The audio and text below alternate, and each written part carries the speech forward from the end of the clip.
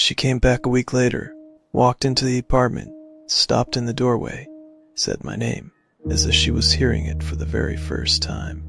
She stood in the dim hallway light, a stranger at her own home. Her hair was tied in a tight bun, even though she never wore it that way.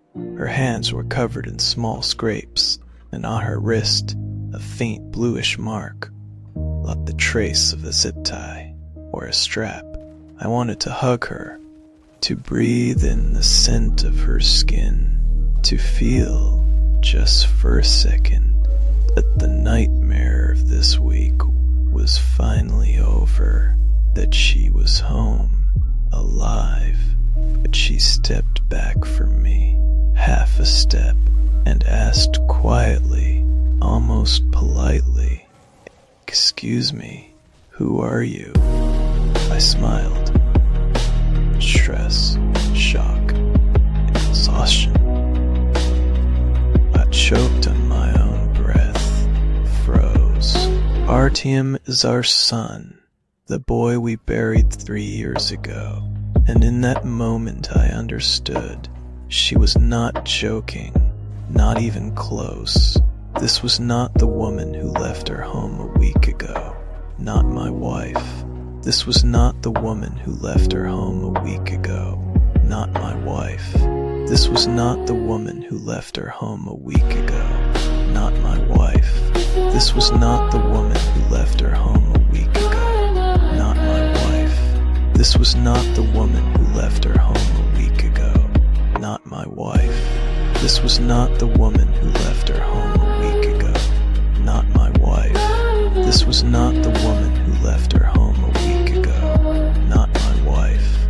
This was not the woman who left her home a week ago, not my wife. She had been gone for a week, 7 days without calls, without messages. She had vanished. For 7 nights, I woke up at every tiny noise in an empty apartment where everything felt too quiet, too still, too wrong. The police said, give it time. Friends said, she will come back. But I kept hearing only silence and that slow, crawling anxiety that lives under your skin, the kind you feel when you know something has happened. On the 7th day, the lock in the door clicked. I jumped so fast I knocked over a chair. She was standing in the hallway, as if she had grown out of the floor, the same woman who walked out of our home a week ago. She walked into the living room, as if she were seeing our home for the very first time. She ran her fingers across the table, slowly, like someone testing the texture of something unfamiliar. Then she opened the cabinet with the dishes and stared at the plates for a long moment, though choosing which one she recognized. I stood behind her, afraid to breathe. "Are you okay?" I finally asked.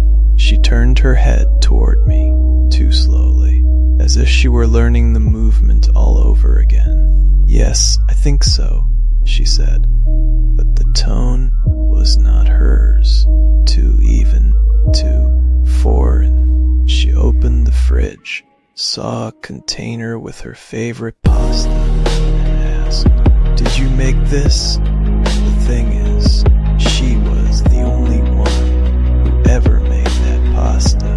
Her recipe, her ritual. She could cook it blindfolded, half asleep, any day of the week. And now she looked at it like she would never seen it before. She reached into her bag and pulled out her phone, holding it as if it was a strange object. And then I saw her eyes widen. The screen was empty. Not a single message, not a single call from the last 7 days. Everything erased. Absolutely everything. "That is odd," she whispered. word. And I realized that odd was not about the phone. She opened the camera, stared at her own reflection, like it belonged to someone else, then turned to me. Have I always looked like this? The world tilted a little. In that moment, for the first time, I thought, if this is not amnesia, then what is it? She sat down on the couch, hid her hands inside the sleeves of her hoodie, but I saw them. The bruises, not just on her wrist, thin dark lines in the back of her hand, on her neck, marks like someone had held her there. Where were you? I asked. She lifted her eyes, and something flashed in them, something unnaturally calm.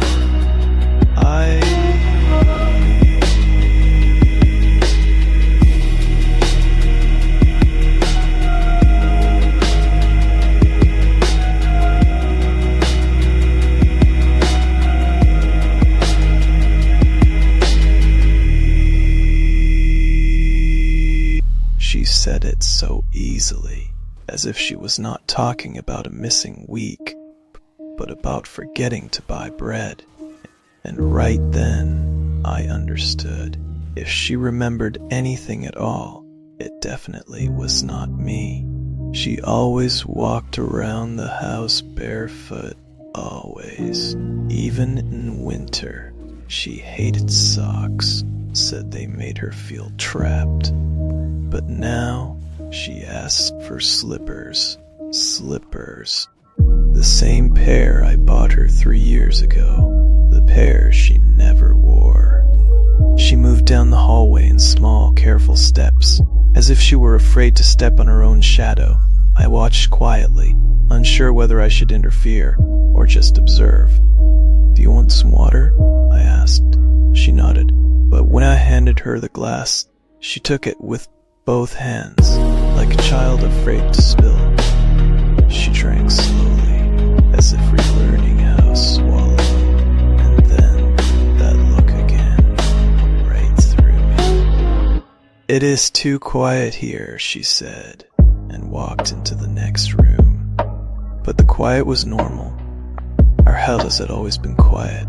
She was the one who had changed. She walked to the window and yanked the curtain back, sharply, as if checking whether someone was there, then stepped away, as though the light had struck her. "Have we lived here long?" she asked. It took me a moment to process the question. "A long time," I said.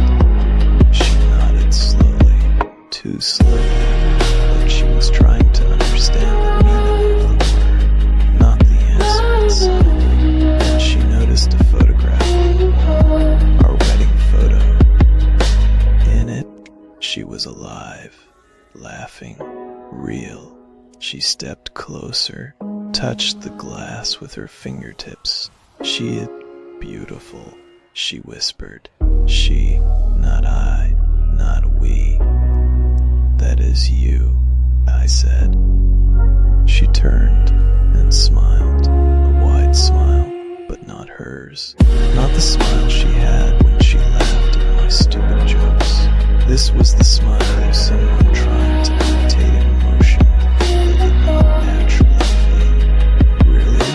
she asked, her voice trembled, like someone had taught her to say polite things. And that is when the cold hit me. Thick, sticky cold. The kind that appears when you realize you are living beside someone who wears your wife's face, but is not your wife. And the most terrifying part, she was trying so carefully, so neatly, like a bad actor terrified of ruining the scene. "Are you sure I was okay?" she asked, still staring at the photo. I swallowed. She looked at our wedding picture like it was a still from a movie she had never seen, a stranger's life, not her own, and I understood. My wife's habits die first.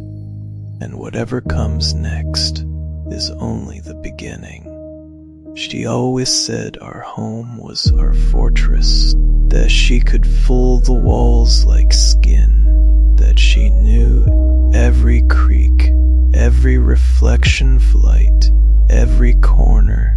But now she walked as if she were seeing the layout for the very first time. She stopped by the storage room door and asked, "What is in here?" I opened it. She leaned in and immediately stepped back, just from boxes, an old vacuum, a can of paint. "It is dark," she whispered. I almost laughed, nervously, stupidly, because my real wife loved the dark. She slept without a nightlight, read in near darkness. But this woman, no, she was afraid, truly afraid. "Do you want me to leave the door open?" I asked. She nodded, slowly. Then, walking past the kitchen, she stopped again, touched the gas stove, yanked her hand back. "Hot?" I asked. "No," she said. "I just haven't ever seen one like this." I froze. The stove was ancient. We bought it before the wedding. She would cooked on it hundreds of times, thousands. And now, never seen one like this. My stomach twisted. A lump rose in my throat. "Do you want to cook something?" I asked, trying to drag us back to normal. She turned to me and said, with such painful sincerity I almost dropped the plate, "What do I usually cook?" It hit me, clean, precise, right in the stern. "You cook a lot of things," I said carefully. "For example," I opened my mouth and realized I was afraid to list anything. Not because she would not remember, but because what if she remembered the wrong thing? "Pie?"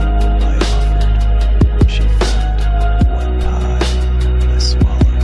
That simple question, domestic, harmless, sounded like an interrogation, as if she were checking what I knew about her, or what I should know. She stepped closer, stood right in front of me, and whispered, "Can you tell me who I was? Not who I am, who I was." I stepped back, because that phrasing was not about memory loss. It was about someone who believed her past self was someone else entirely. "You are my wife," I said. "We love each other." She looked at me for a long, long time, then smiled, only with her lips. Her eyes did not move. "All right," she said. "I will try. I will try." As if she were learning a role, as if she were preparing to become the person she was supposed to be, but was not. And in that moment, I understood two things. First, stress does not erase a personality completely. Second, she was remembering. She was studying me, studying a house, studying a life, studying herself, studying the way someone studies a place where they need to survive, not live, survive.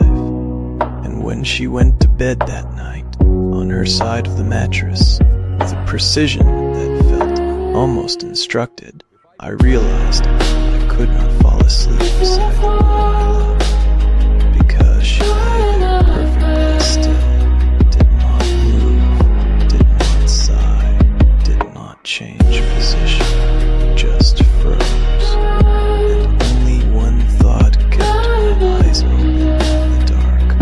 This is really her. Why does she behave like someone waiting for a command? Waiting for someone to tell her what to do next. At night, I woke up to silence, not to a sound, but to the absence of one. When the quiet becomes too perfect, too even, as if someone switched it on, I turned toward her. She was lying on her side, facing me, eyes closed, breathing, steady, perfectly steady, mechanical, like someone imitating sleep, not living it. I stared at her for a long moment, a minute, 3, 5, and then I noticed her eyelids twitched, barely. She blinked, but her eyes did not open. She just lay there, looking at me from behind her closed eyelids. Terror rose straight to my throat. I whispered, "You are not asleep, are you?" Silence. She did not move, not a muscle. I reached out my hand, a light touch to her shoulder, familiar, gentle, routine. And in that instant, her whole body jolted. She did not wake up. She rebooted. She sat up, sharply. Too sharply, her back straight, head still, and only then, slowly, very slowly, she turned her face toward me. Her eyes opened, but her gaze did not land on me, unfocused, foreign. She was looking through me. "Are you okay?" I asked. My voice cracked. She blinked, once, twice, and then she smiled, softly, warmly, so unnaturally warm that my whole body went cold. "I am fine," she said, "just a dream." But her voice did not match her face, did not match her. She stood up, walked to the bathroom, and that is when I saw it. On the pillow near the edge, faint imprint, tiny, perfectly round, as if something hard had been resting there moments earlier. I turned on the nightlight and saw it. A bracelet, black, plastic, with a thin groove on the inside, like something had once been inserted there. A chip, a magnet, something. It lay there as if someone had ripped it off and did not have time to hide it. I picked it up. It was warm, still warm. When I looked up, she was standing in the bathroom doorway, watching every movement I made. Her face did not shift, not a single muscle. "What is this?" I asked. "No idea," she answered, too fast, as if the reply was pre-programmed. I closed my fist around the bracelet, still warm, like she had been wearing it seconds ago. "Were you wearing this?" I asked. She hesitated, a millisecond. But I saw it. I felt it. No, I did not know where it came from. We stared at each other, and then she asked softly, "Can I go back to sleep?" Her voice was gentle, polite, as if I were the owner of this house, and she was a guest, afraid to disturb me. She lay down, perfectly aligned, in the exact same position as before, and minutes later, I heard her breathing again, steady, identical, repeating like a metronome ticking in the dark. But I did not sleep, not for a second. Before closing her eyes, she said something I could not get out of my head. That word echoed in my mind as I sat in the dark, because my wife had never spoken like that, and she had never tried to adapt to me. The morning started wrong, not because I slept badly, but because she moved like someone rehearsing her life the very first time.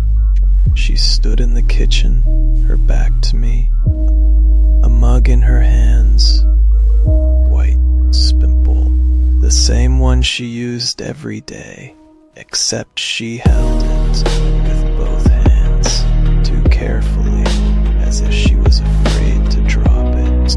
"Good morning," I said. She froze. Her shoulders twitched, just barely. Half a second of delay. And only then she turned around. Smile. The exact same one as last night. Rehearsed. Artificial. "Good morning."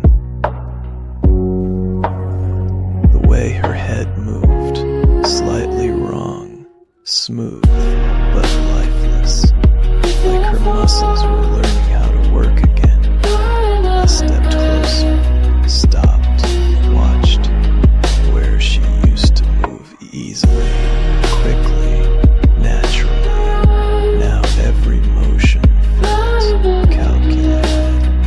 She filled the kettle with water and stopped exactly halfway, as if someone had told her in advance, "Up to this line, no more." She opened the fridge, looked at the food, and asked, "What do we usually eat in the morning?" I felt my throat close. "You do not remember?" She smiled, too calmly. "There is a lot I do not remember." She closed the fridge, turned around, and took the wrong step. So wrong that a shiver ran up my spine. She had always walked around the table on the left, always for as long as we lived here. But now she went right, straight into the small cabinet. She bumped into it with her hip.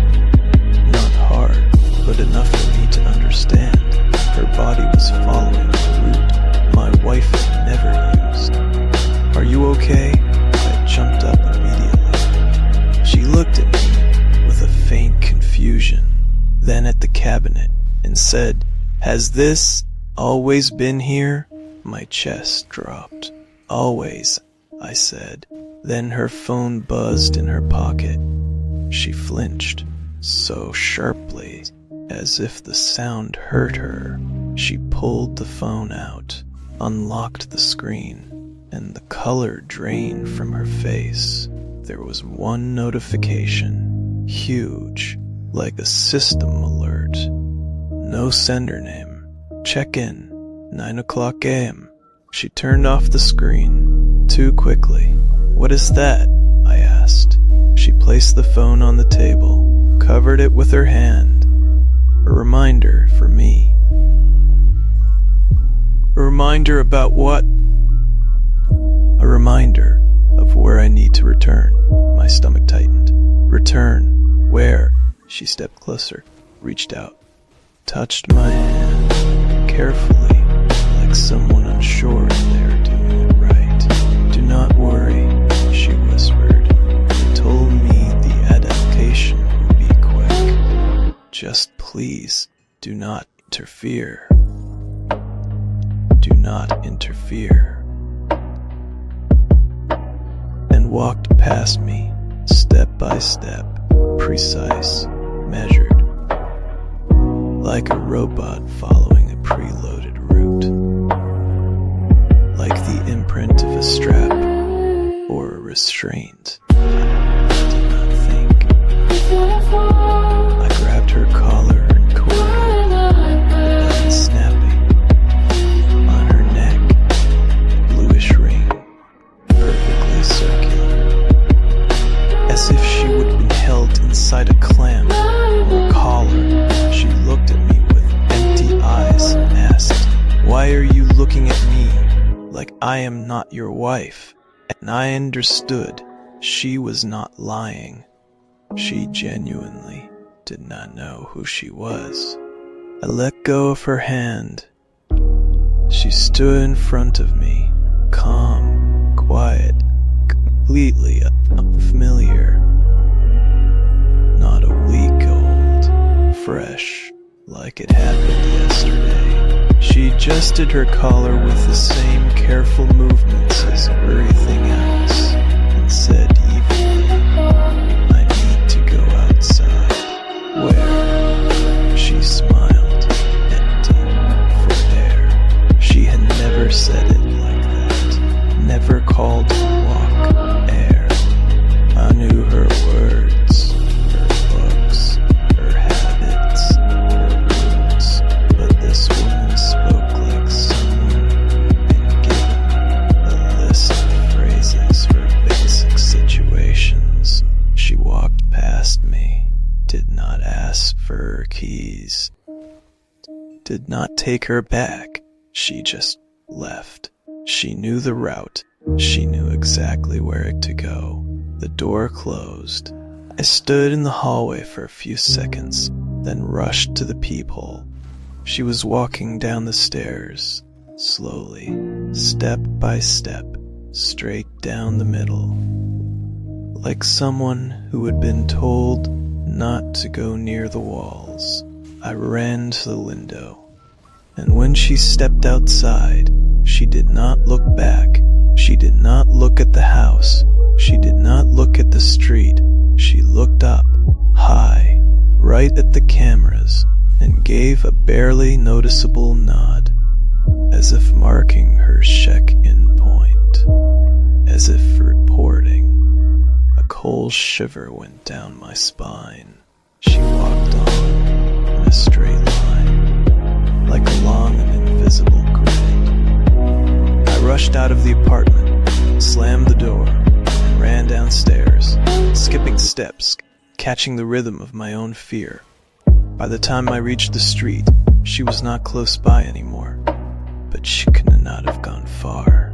Her pace was slow, measured. Finally spotted her at the end of the street, standing by the bus stop, staring at billboard. Large one, blue, with a white slogan across it, retreat, reset, rebuild. She touched the letter R with her fingertips. I stepped closer, maybe too fast. She turned, and for the first time, her expression changed, just for a moment, a fraction of a second. Fear. She did not recognize me. She was afraid of me. Her face was fear. You should not be here, she whispered. This is not the plan. What plan? I stepped closer. Where were you this week? She shook her head. I cannot tell you. Because you do not remember? She blinked. Once, slowly. Because I was forbidden to. At that moment, the bus pulled up. The doors opened. I need to go, she said. I need to check. Check what? She looked at the digital display inside the bus. Glowing letters scrolled. Check again. And she whispered. Myself. I grabbed her hand. Cold. Too cold for someone alive. You're not going anywhere alone. She looked at my fingers wrapped around her wrist and said quietly, You should not touch me. They said, touch can ruin everything. Who said that? Where? She opened her mouth, closed it. Her gaze trembled, and then she whispered, I am not sure that I am actually me. The bus beeped. People stepped inside. She turned and stepped in without looking back, as if she were going home, just not to our home. A signal to someone, to whom? Someone outside? Someone on the bus? No one reacted, and I felt chills crawl up my spine. I leaned forward. What does that mean? Whispered. She did not turn, did not blink.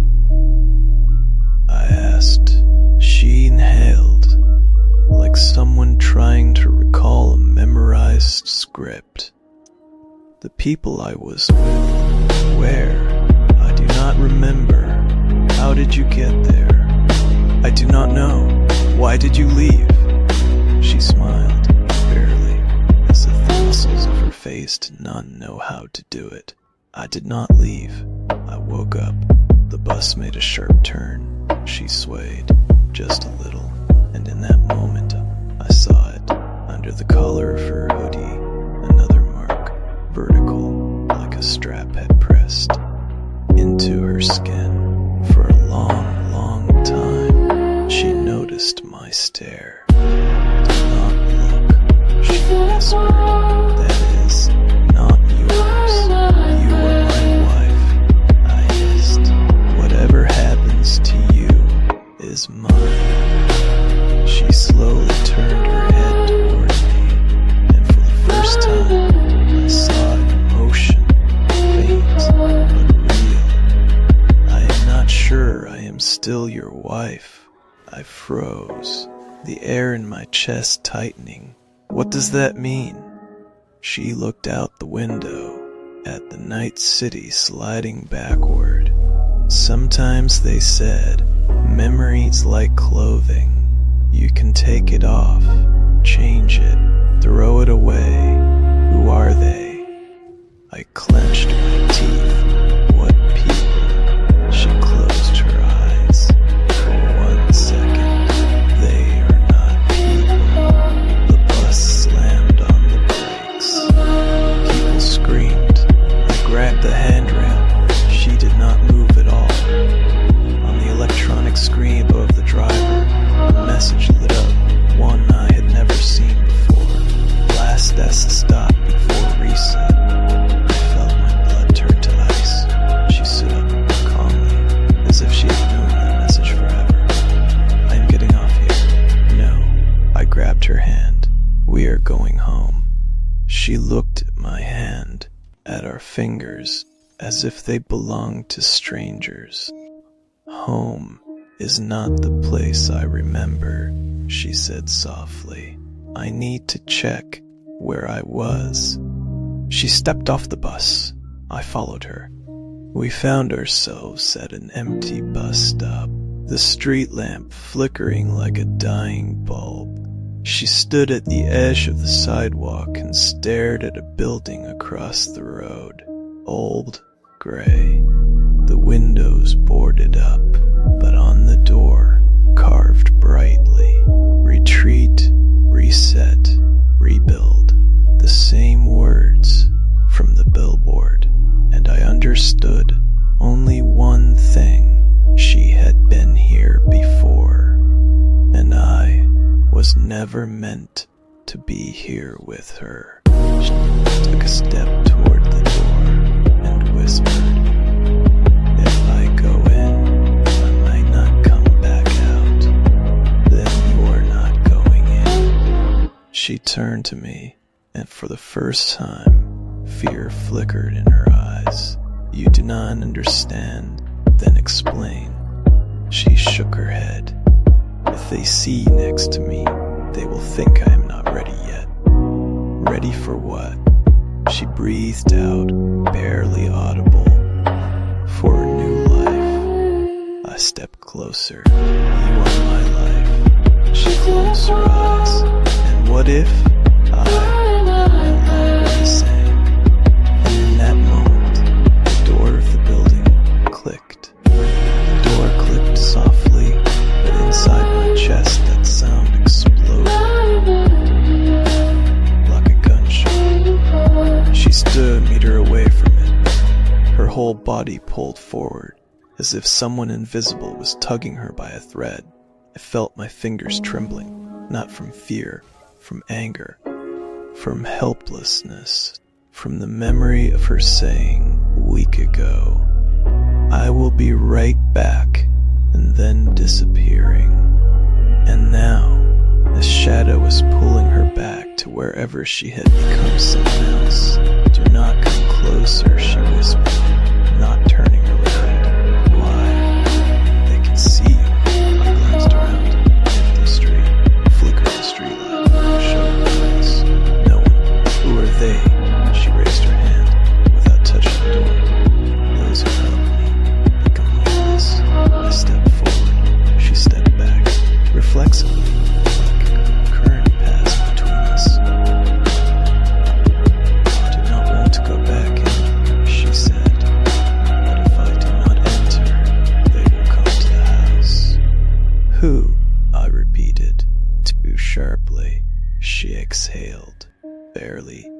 painfully. The people who help you forget. My jaw clenched. Why did you go there at all? She turned her head slowly, for the first time looking directly at me. Her eyes, clear, calm, wrong. Because I needed to disappear. My heart dropped. Disappear from who? From me? She shook her head. From myself. I was tired. Artem, memory, pain, and she pushed the door open. Inside smelled of damp wood, medicine, and something sweet that coated everything else. Like the scent of a new life, where the past does not belong. The light was soft and focused, not lamps, a haze. Silence so thick it felt like a sound of its own. She stepped inside, and before I understood why, I followed her. The door closed behind us quietly, almost as if it did not want to disturb our decision. Her room looked like a mix between a clinic and a spa. White walls, smooth surfaces, gentle shadows. No signs, no people, just a suffocating quiet that made my temples pulse. There is no one here, I whispered. They're near, just not here. Her voice trembled. I wrapped her in my gaze. Are you afraid? She bit her lip, a familiar gesture. I'm afraid they will think I'm ready to continue. Continue what? She did not answer, because a sound drifted down the hallway, not a step. A sliding movement crossed the floor, like something moving without legs, like a shadow dragging itself forward. She tensed. Do not speak, she whispered. They listen to speech. I froze. Then I saw it. The door at the far end of the corridor. Matte white. Gold letters. Reset. Hall. She went pale. I have been there. What is inside? She looked straight into my eyes. They give you a new memory. Something twisted inside me. You agreed to that? She shook her head. They brought me. Who? She swallowed. A woman in white. She said I was too broken to live in the old life. I stepped closer. What do you want? Do you want to go back to the old life? To us? To me? She stared at me for a long moment, and I saw it, yes, behind the layers of someone else's voice, someone else's gestures, someone else's walk. My wife was still alive. I am trying, she whispered. And then, a soft, velvety woman's voice came from the ceiling. Patient 27, you have returned. She froze. Terror filled her eyes, real terror, almost childlike. Do not answer, I whispered. Patient 27, the voice repeated. Please proceed to the restoration hall. I grabbed her hand. Do not go there. She bit her lip, closed her eyes. If I do not go, they will come for me, and for you. Then we are leaving, right now. She lifted her head. You do not understand. Then explain it to me. She leaned to my ear, so quietly, almost without breath. They are already here, and the corridor light flickered. The light flickered once, and the hallway grew narrower, the air heavier, and the silence deeper. She gripped my hand as if she were afraid she would fall straight through the floor. She let go. Do not look back, she whispered. Why? They appear only when someone turns around. I did ask who they were, because at the end of the hallway, she appeared. A woman in white, tall, her face like a mask, calm, perfect, without a single emotion, without a single wrinkle, her hair pulled into a tight, perfectly smooth ponytail, bare feet, and her steps, strange, too soft, as if she were not touching the floor at all. She stopped, right across from us, maybe 10 meters away. "Patient 27, she said, her voice flat, like someone reading an airport announcement. "Return outside the schedule." My wife tightened, barely, but I felt it. "I was not supposed to leave," she whispered. "They do not like when patients leave." I stepped forward. "She is not a patient. She is my wife." The woman turned her head toward me, not her face, her head, unnaturally, like a sphere on a hinge. "She no longer holds the status of wife," the woman said. "She is a restored subject. She is a human being," I said, my voice breaking. The woman in white looked down at my hand, at how I was holding my wife's fingers. That it's prohibited contact. "Subject 27 is in the stage of cleansing from attachments. They must disappear, so a new life can begin." My wife inhaled quietly, like someone preparing to jump.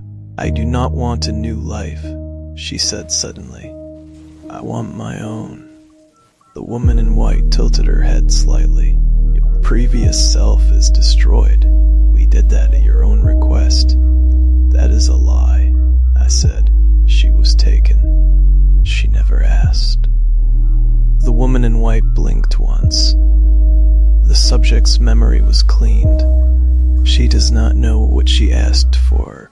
My heart hit so hard, I heard the pulse in my ears. I took another step. "Tell me what you did to my wife." The woman in white raised her hand, and for the first time, I saw her fingers tremble. Barely, but they trembled. "That is irrelevant. The procedures were successful."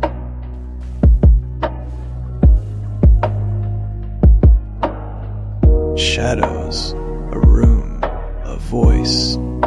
It said, "To start living, you must forget everything."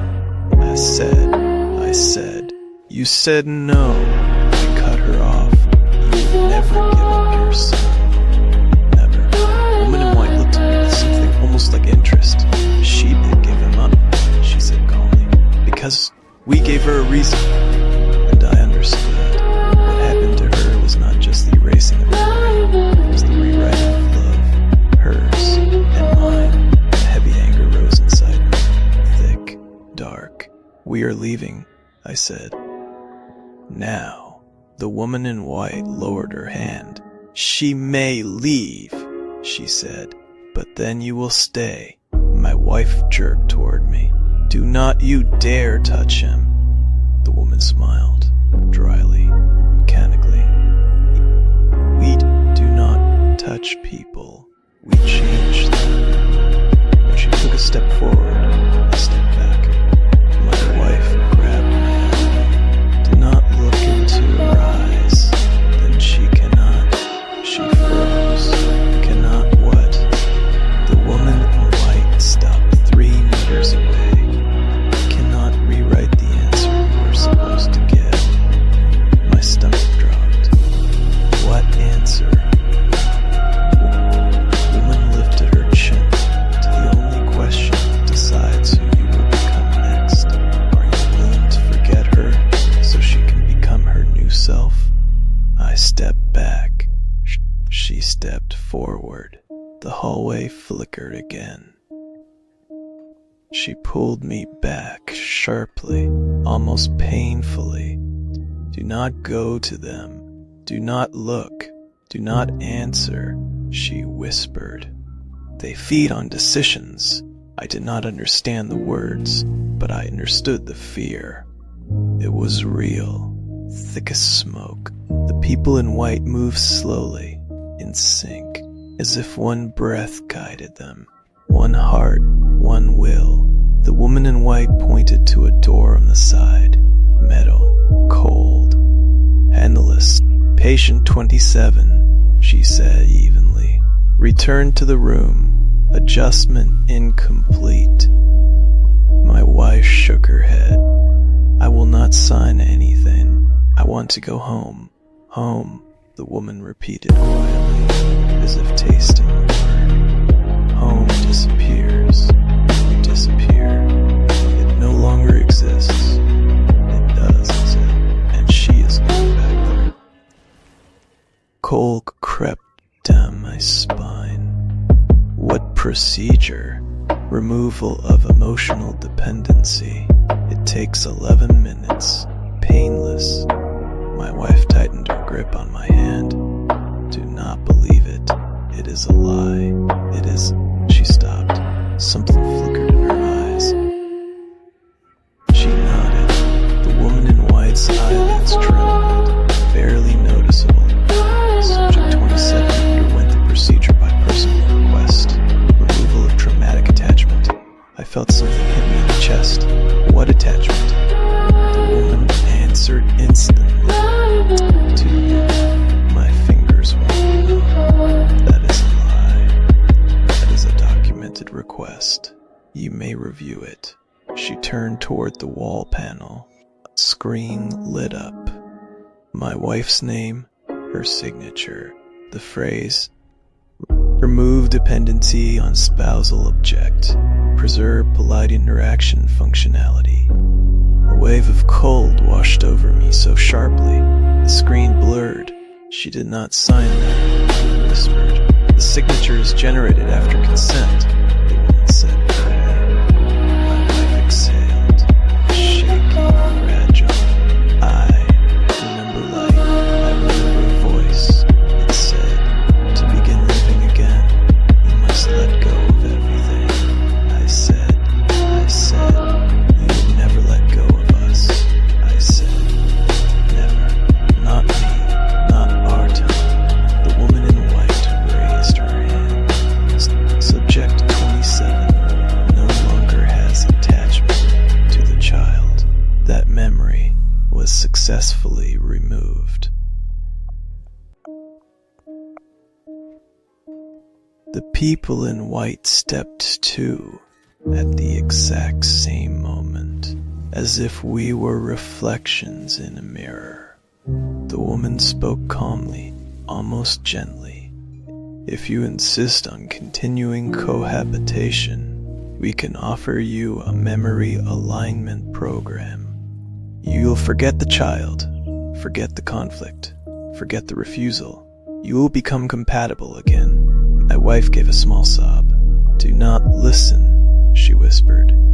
They bend people, break them, erase everything that stops them from being controlled." She did not finish. One of the people in white stepped forward and said quietly, without emotion, "Patient 27, proceed. The protocol requires completion." She stepped back and stepped in front of her. No one is touching her. The woman in white gave a faint smile. "When patients leave at the wrong time, we are obligated to return them. This is safety." "Safety for whom?" I asked. She blinked once. "For the structure." And then the back door, that same metal door, opened silently. A burst of cold air hit my face, and for the first time, I saw what was inside. A chair, restraints, light white blinding, and on the ceiling, a small screen, someone's eyes, watching, blinking too slowly to be human. My wife inhaled sharply, almost choking on the air. "Do not let them." I did not think. I acted, as if something ancient, instinctive, grabbed me by the throat and dragged me forward, away from the light, away from the chair, away from those people with identical faces. I seized her hand. Cold, too cold, too light, as if they had really taken part of her past out of her, leaving empty spaces behind. The people in white moved toward us immediately, in perfect sync, as if someone pressed a button. One step, another, all three, like figures from a dream one cannot wake up from. "Run," she whispered. Her voice was not pleading, it was warning, as if she already knew what would happen next. I pulled her toward the exit. The floor shone with a gray, slippery sheen. In the hallway, a camera, a black eye. It turned after us smoothly, almost alive. A flat voice came from the speakers. "Patient 27 has violated protocol. Stop. Correction is now required." I pulled harder. We were almost at the elevator. Behind us came something strange, a sound like the inhale of a giant machine. Too fast, too silent. The people in white sped up, running, but making no sound, like shadows with no weight. The elevator was close. I slammed the button. The doors opened, and I shoved her inside. One of the white figures reached out at the last second. Long fingers, thin, almost not human. I hit the close button. The doors snapped shut, and his fingers dragged across them, leaving a long, pale streak. The elevator lurched downward. She stood in the corner, breathing heavily, the shadows under her eyes deep, as if light refused to touch her. "You should not have come," she whispered. "This place does not accept those who resist." "But I accept you," I said. My voice shook, my heart hammered, as if trying to break out. "I am not leaving you. You do not understand." She covered her face with her hands. They rewrote me. I am not the same. I am part of their program. "And if I leave," she lifted her head. Panic flickered in her eyes. "They will come for you." The elevator stopped. A dull, slow stop. Too slow. Like it was deciding whether to release us. The doors slid open. An empty underground corridor. A red alarm light blinked once, twice. "Run," she said again, but we still can. Burst forward. The corridor stretched endlessly.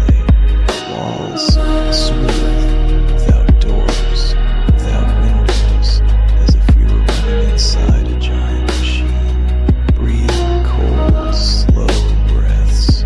Behind us, footsteps. Uneven, speeding up, tracking us by echo. When we finally reached the exit, the heavy metal door ahead began to close. Too fast, too deliberate. "Faster!" she shouted. We sprinted. At the last moment, I slid under the door, feeling the metal scrape coldly across my jacket. She slipped through behind me, and the door slammed shut with a crash that shook the walls. Silence fell, like water collapsing. We stood in a dark service tunnel. It smelled of dust, old wires, something electrical. She clutched my shoulder. "They will not stop. They never stop." And then, from behind the wall, slowly, yaahingly, something scratched, as if someone dragged their hand along the inside of the concrete. And I understood.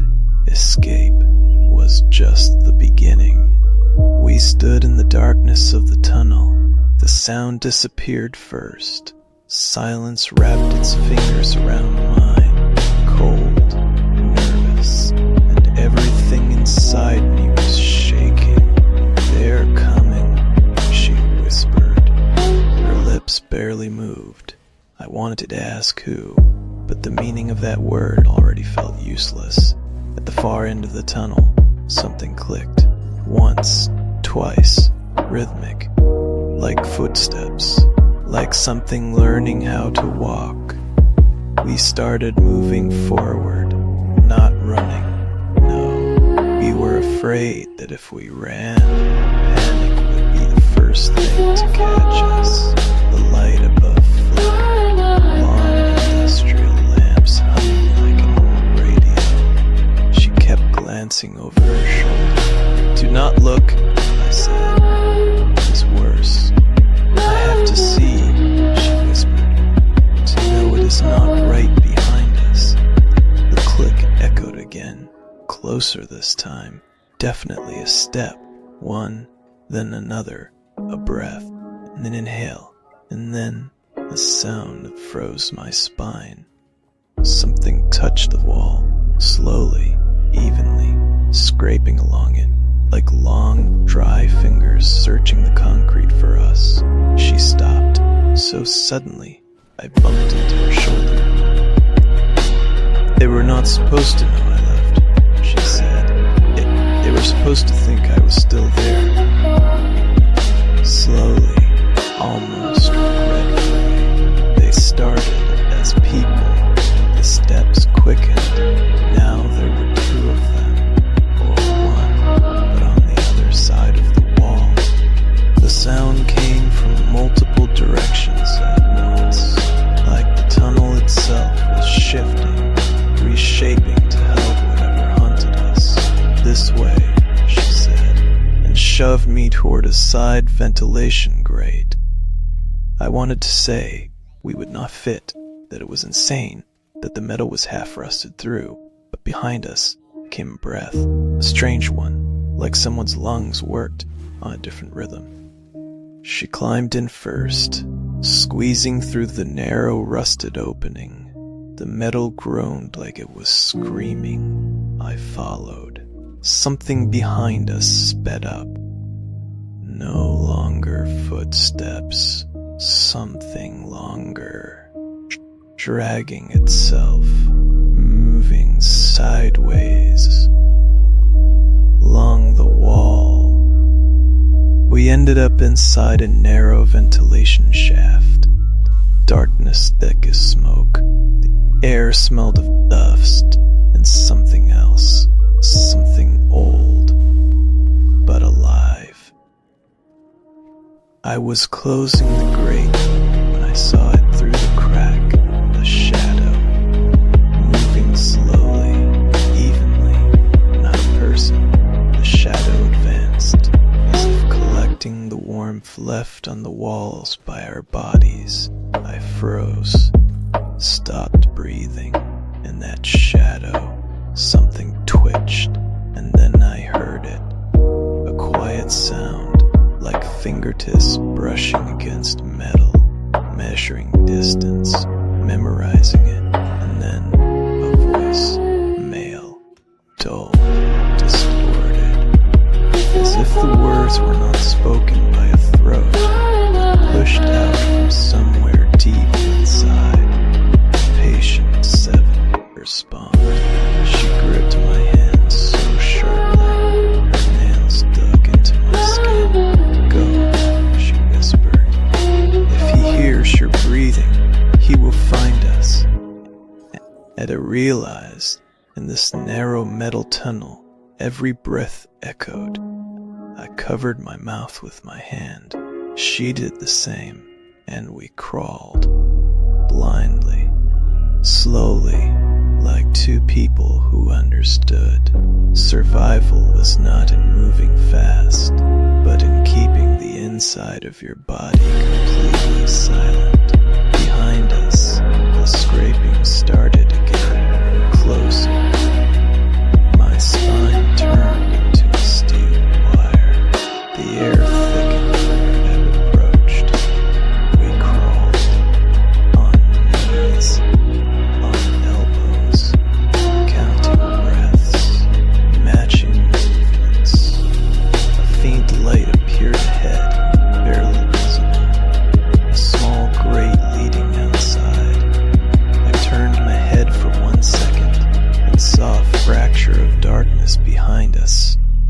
as if something there was slowly standing up. I did not look longer. Maybe it was better that way. Almost there, I whispered. Hold on. She nodded, and we crawled faster. But one thing would not leave my mind. That voice, that single phrase, Patient 7, that was not her number. That was my number. We crawled out to the left side of the station, where the underground air shifted into the wet, nighttime cold. The first thing I did was inhale deeply, so deeply. Felt like I was trying to pull back the lungs I would left in that tunnel. She leaned against the wall, trembling in small, rapid shocks, her whole body beating like one giant heart.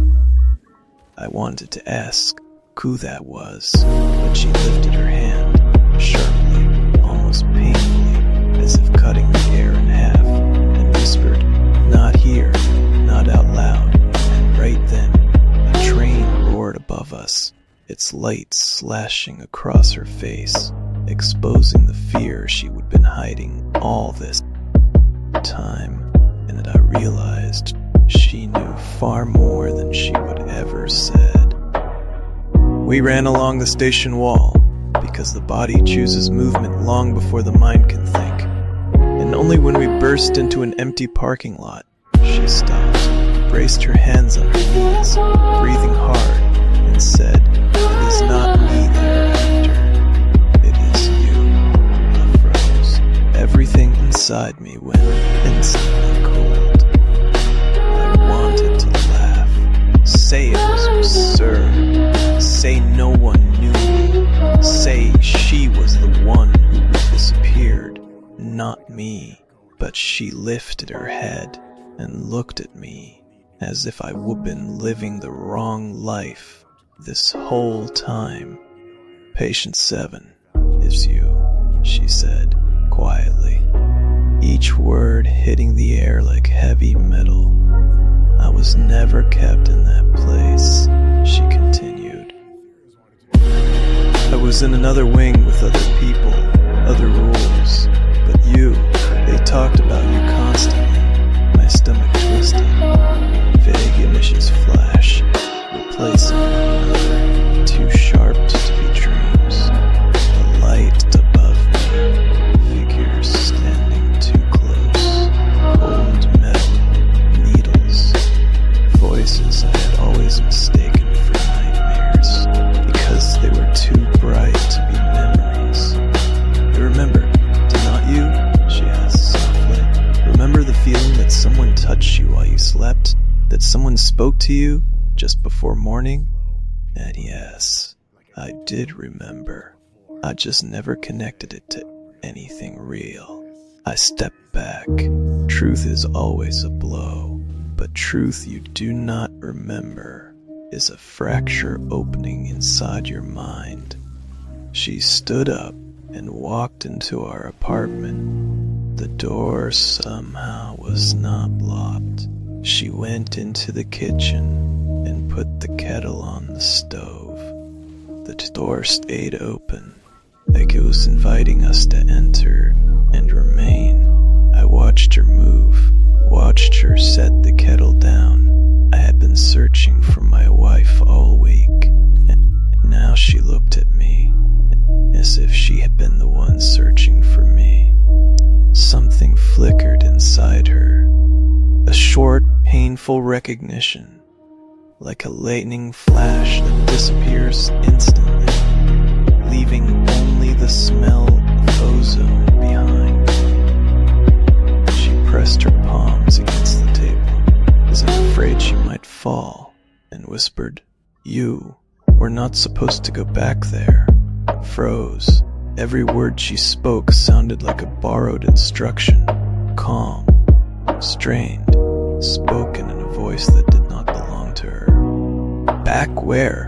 I asked quietly. She closed her eyes and said, "To that room. Neither of you were supposed to remember." A cold shiver slid down my spine. The room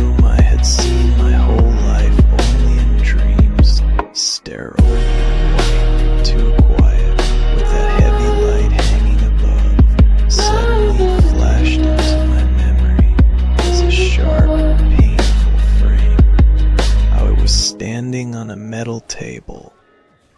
My hands strapped down. A voice behind me saying, "Patient 7 is unstable. We will have to override his memory." I inhaled so sharply my chest cramped. She opened her eyes and looked at me, truly looked, deeply, anxiously, and whispered, "They did this to you for so long. You just were not supposed to know." I took a step closer. She recoiled slightly, as if afraid that touching me was forbidden. "With whom? For so long?" asked. But in that moment she pressed a finger to her lips, and in her eyes appeared a fear I had never seen in her before. "If you remember everything, they will come again." I wanted to ask who they were, but she whispered something else. "You came back too early." And then I understood the worst truth. It was not she who disappeared. It was me, and the thing that returned home was a man who was never meant to remember. She stood by the wall, her shoulder pressed against it, as if she were trying to hold herself inside this house, inside this reality, inside this body. I could see she was hurting, but the pain was not physical. It was the pain of a memory, tearing a person apart from the inside. "You came back too early," she repeated, her voice trembling.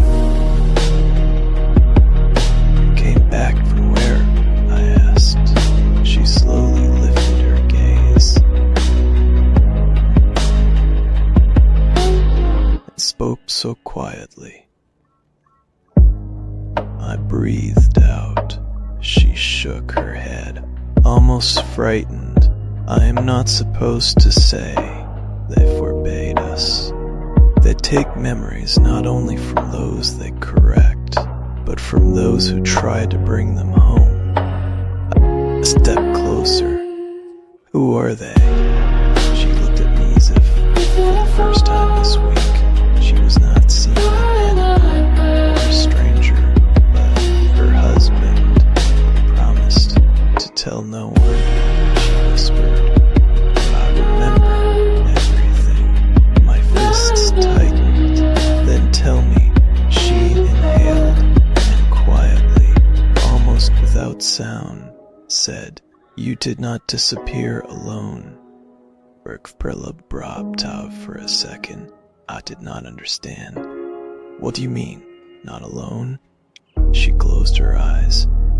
"You were patient 7, she said, "and I was patient 27. It felt like something cracked inside my skull. The air turned heavy, like wet concrete. "No," I exhaled. "No, that is insane. I'll never lay in a metal table." She stepped toward me. "Never heard someone behind you say, 'Memory unstable, increase protocol.'" A shock ripped through me. Inside, a burst of light, the smell of sterile alcohol, cold beneath my shoulder blades, straps across my chest. I squeezed my eyes shut. "How do you know that?" I asked hoarsely. She came even closer. Tears shimmered in her eyes, quiet, unbearable. "I remember you screaming my name," she whispered, "calling for me, and when they erased your memory, you stopped speaking at all."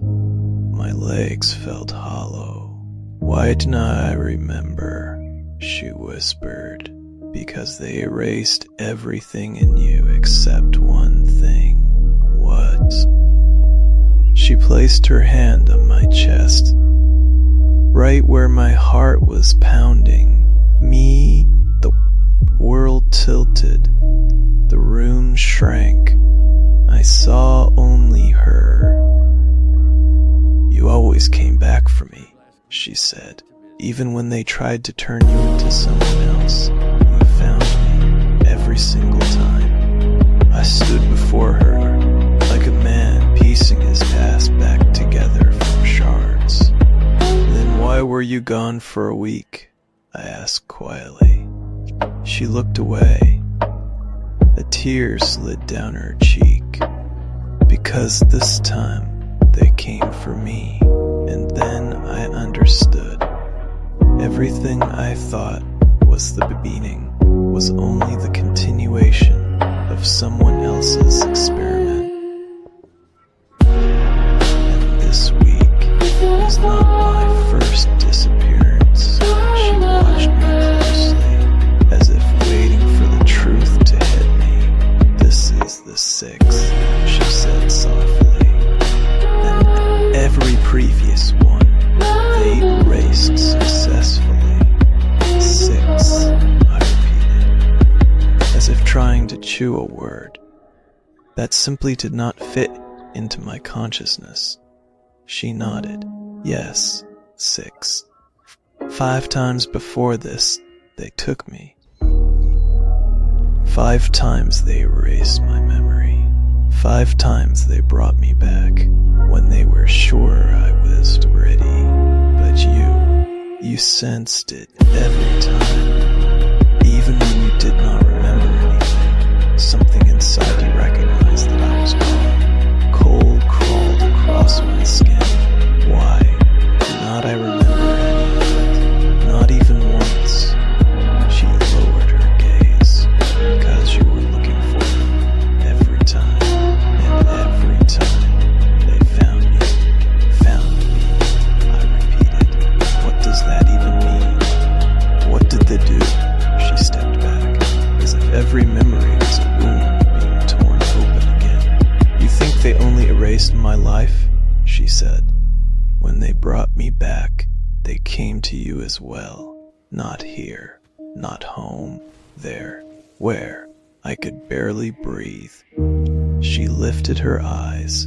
In that room, where the blue light burns, where it smells like alcohol, metal, and cold, where the masked people do not use names, only numbers, where I heard you calling for me. I seeped into my bones. I was there, I asked. You or patient 7, she repeated. The one who resisted. The one who tried every time to break into the section where they kept me. They were afraid you would remember, so when they returned me, they corrected you. The words slammed on my temples. So, I exhaled. My normal state right now is just someone's correction. She covered her face with her hands. They were not supposed to notice we were connected. That you were looking for me not with your mind, not with memory, but with something else. Something reflexive. You always found me. Always. And it broke their protocol. I stepped closer. What do they want? Why us? She was silent for a long moment, then said softly, terrifyingly, they do not erase memory. They erase choice. They make sure people stop asking questions. That families stop holding on to each other. That no one clings to pain. They are creating a generation with no attachments, no love. It is easier to control people that way. Easier to control us. I felt something boiling inside me. And you think they will stop? She shook her head. No, this time they want to take you completely. Not for correction, not temporarily, forever. You connected too many pieces in your mind. Even when they erased everything, you found me. You remembered Artie.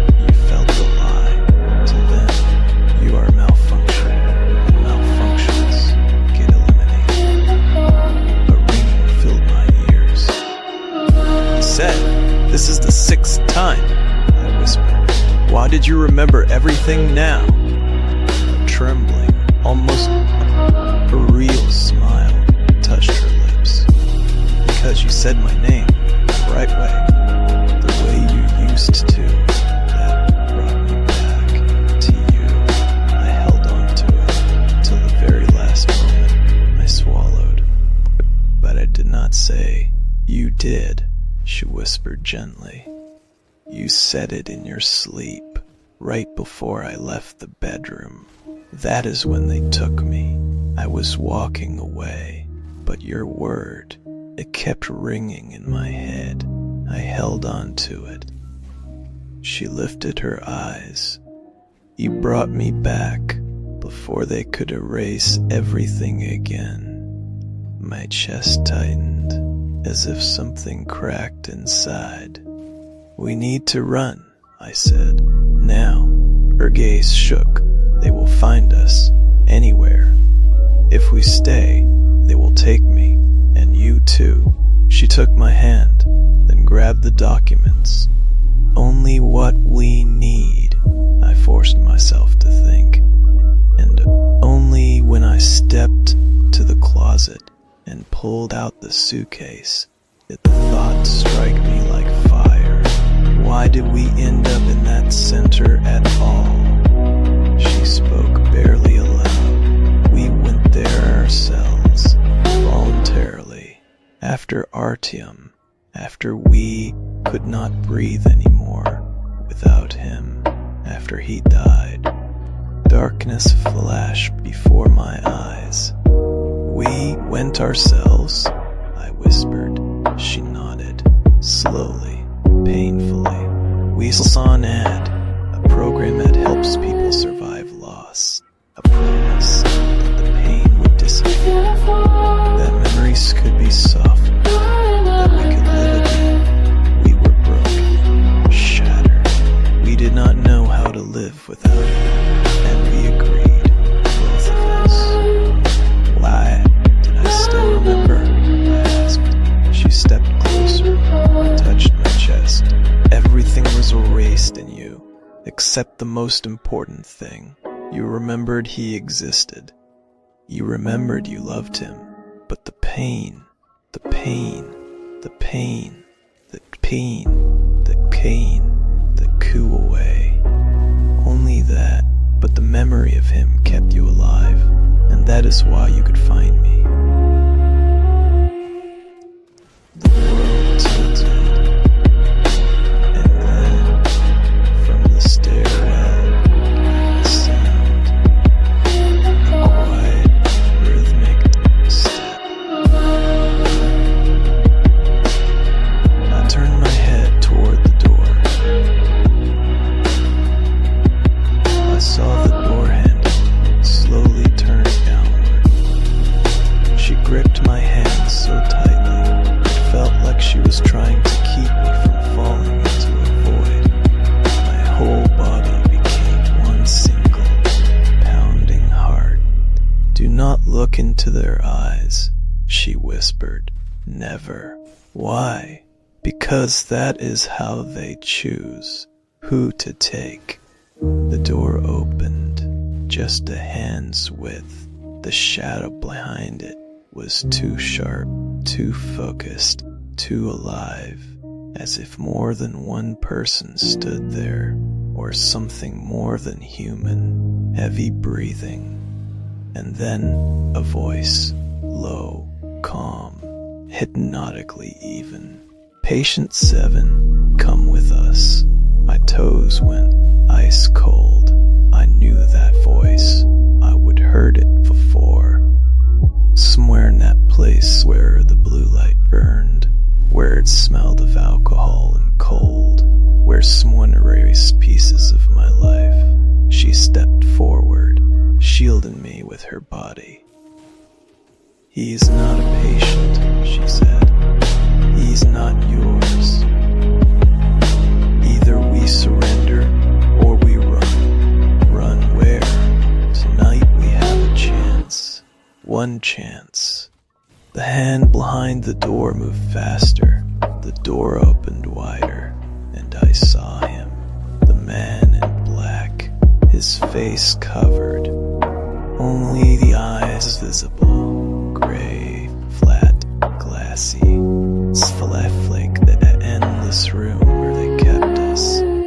Patient 7, repeated. It is time. And then she did something I never expected. She slammed the door with all her strength, right into his face. At the same second, she grabbed my hand and shouted, "Run!" He burst into the hallway, through massive blackness, fear pumping fire to our legs. We flew down the stairs, skipping steps, hearing how they were already running after us from above. "Where?"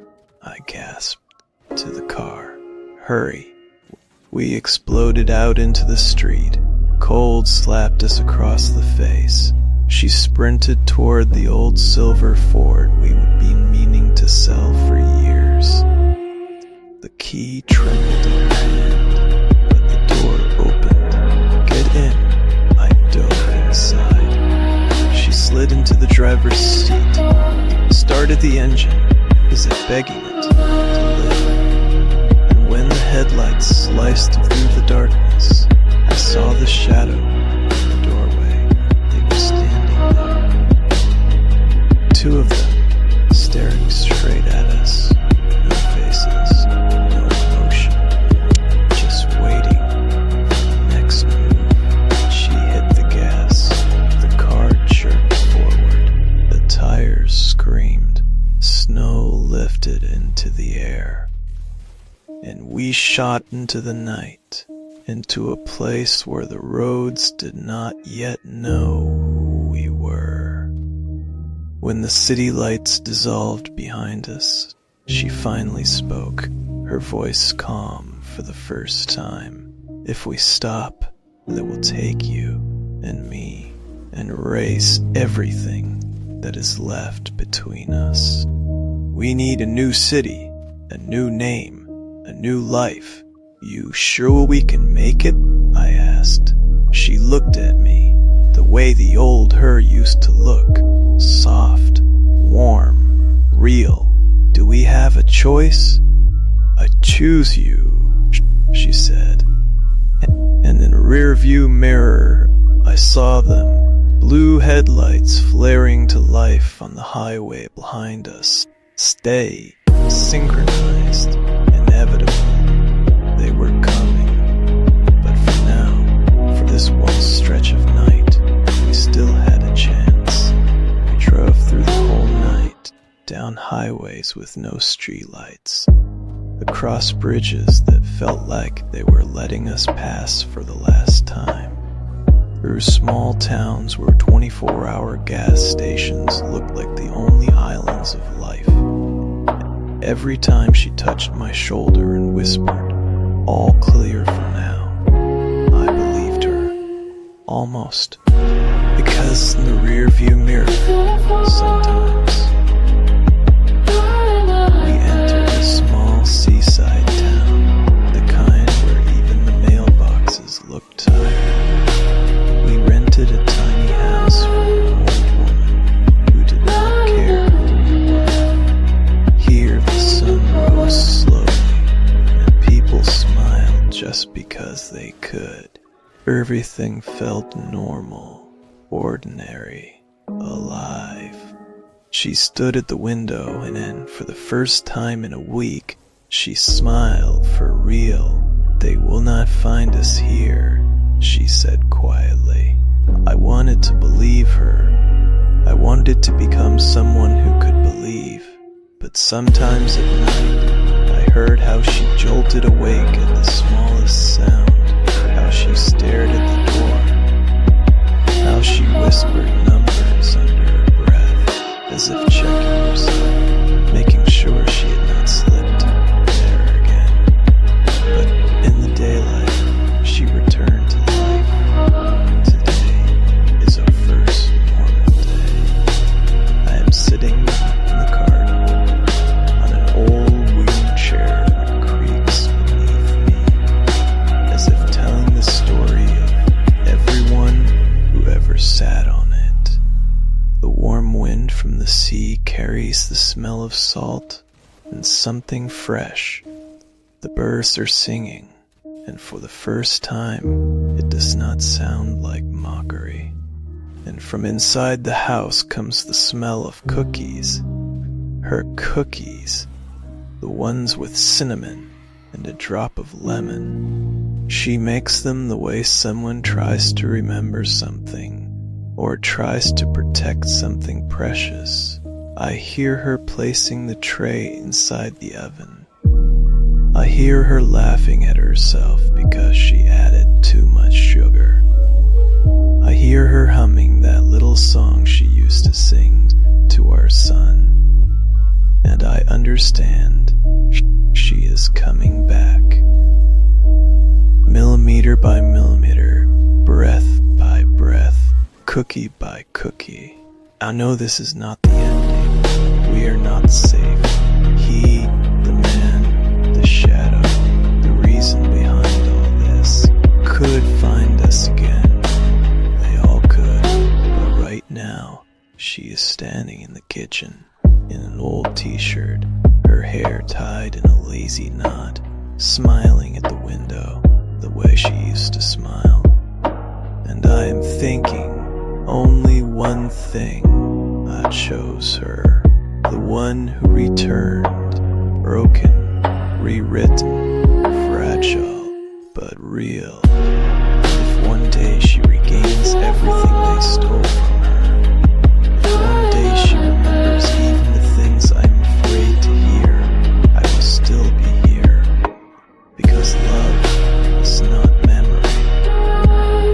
Love is a choice, and I make mine. I am sitting in the garden saying this out loud so I do not forget. So I do not let myself run from the truth again, from the pain, from the love. She's in the kitchen right now, baking cookies. Those cookies, our favorite. And the whole house smells like cinnamon and childhood. She is smiling, and I know she is coming back to herself, little by little, step by step. But while I was recording this video, my phone vibrated. A notification from an unknown number. Just 2 words. She remembers. And I do not know what exactly she remembers, or who. The story is not over. And if someday she walks out of that kitchen and looks at me the way she did the night she appeared in the doorway, I will still choose her, even if the whole world screams, run. I will choose her because we stay, not because we are unafraid, but because we love harder than fear. And if you are watching this video, it means I am still beside her, today, and tomorrow we will see.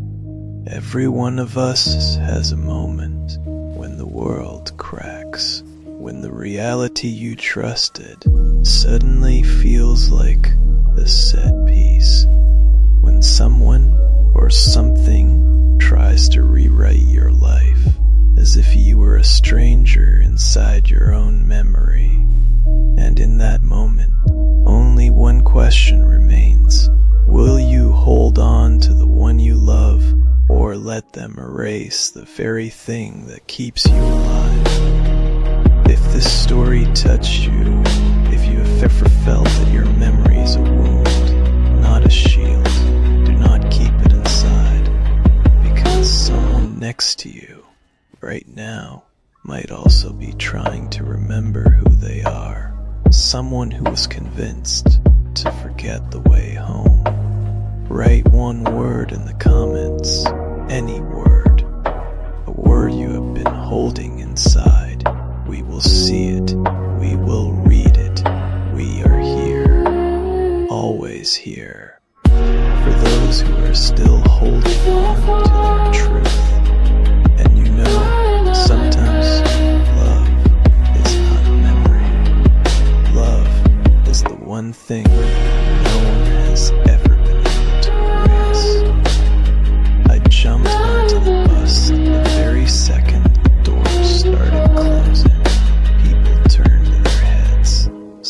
Everyone scoffed under their breath, but I saw only her, sitting by the window, her hands on her knees, folded so neatly, as if someone had trained her to sit like that. She was staring straight ahead, unblinking. I sat behind her, slightly to the side, far enough not to disturb her, close enough to see every movement she made. The bus started. The dim stoplight flickered and dissolved behind the glass. She did not notice, or pretended not to. Her head tilted, slightly to the right, like someone listening to something inside themselves. The bus hummed. It smelled of wet jackets and cheap coffee. But she sat perfectly straight, too straight.